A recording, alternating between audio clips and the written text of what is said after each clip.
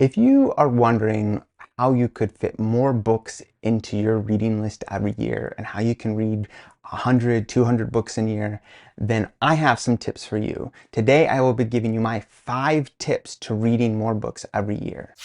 Welcome to Spencer Reads Everything. I'm your host, Spencer Duncan, and today I'm doing a video on a few thoughts that I have about the best way to read more books every year. I've come up with 5 tips that I think can help anyone, and these are probably pretty broad ideas that you could apply to lots of different things, but I use them specifically for reading more books.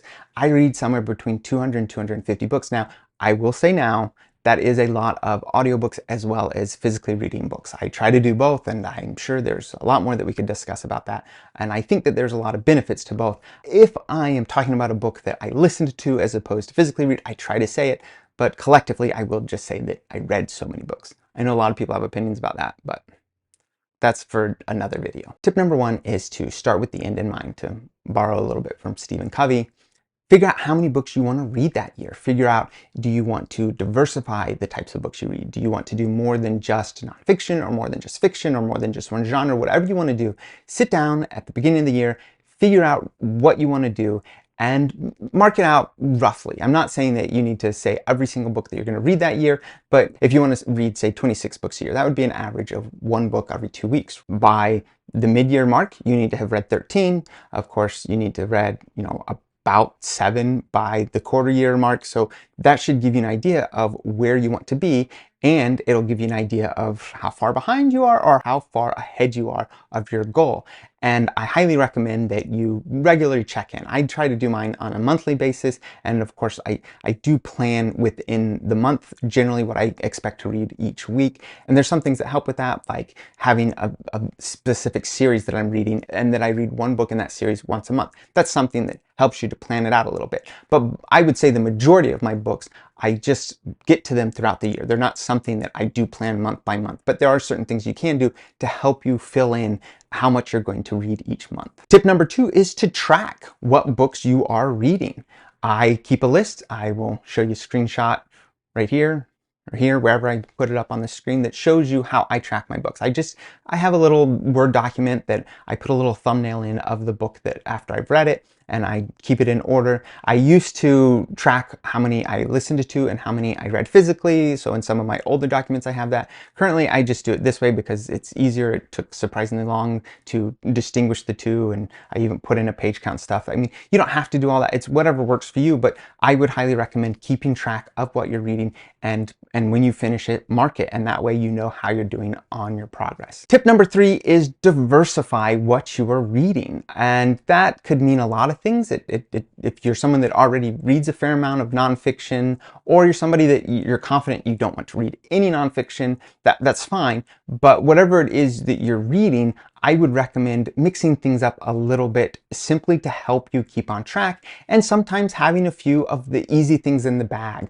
So if you want to have a couple shorter books in there, books that you know you can easily read, or I don't think it hurts to reread a book. So if you need to throw in a favorite that you love to reread every couple of years, then that's a good thing to have in your stockpile so that it can help you get back on track. I think that even rereading a book, it still counts as reading a book. So I think there's value in that. So find some ways to mix up exactly what you're reading so that you don't get bored of your efforts at trying to read more throughout the year. Tip number 4 is figure out different places and different ways that you're going to consume books. I think probably the most obvious example of this is maybe having a book that you keep in the bathroom that is the bathroom book, and maybe throughout the year you're going to read that book. I do recommend that if you do have a book like that, give yourself a timetable for it. Otherwise, I think that it might be in there for much longer than it needs to be. And so just keep track of what books you have where and the way that you plan on reading them, and give yourself some kind of timetable with it. And it's fine if you're planning on a book taking the entire year to read. That's perfectly fine too. Just have that at the go, and again, keep track so that you're on pace with finishing that book by the end of the year. I think a good example of that is if maybe you're reading some kind of scripture, the Quran or the Bible or something like that. I think that that counts too, and keeping an idea of where you are in that within your yearly journey is a perfectly good way to keep track of that. Like I said, I have several series that I'm reading that I love. And so it's easy to use those books to help mix up what I'm reading. So, I might read a Pulitzer Prize general nonfiction that's really heavy. And so it's really nice to then get one of these lighthearted mystery novels like The Number One Ladies Detective Agency. I love those books. And so I find those very helpful to just kind of mix things up. But it's whatever works for you in terms of how you need to mix things up so that you can stay on track. Tip number 5 is subscribe to my channel. No, I'm just kidding. Tip number 5 is to figure out what works for you. I just gave you 4 other tips, and I'm sure you could try to apply all of them, but you may not need to. It's just whatever works for you. And this obviously does not just apply to reading more books. This is always and forever in life. Anything you do, people will have lots of suggestions for you, and it's worth listening to them, and some of them are going to be worth trying, but not all of them are going to be keepers for you specifically. And it's the same with this one. If you are sitting here thinking, yeah, I would like to read more books, the average American, they say they read 15 books a year, but they actually only start about 2/3 of those, and the average American only reads 5 books a year.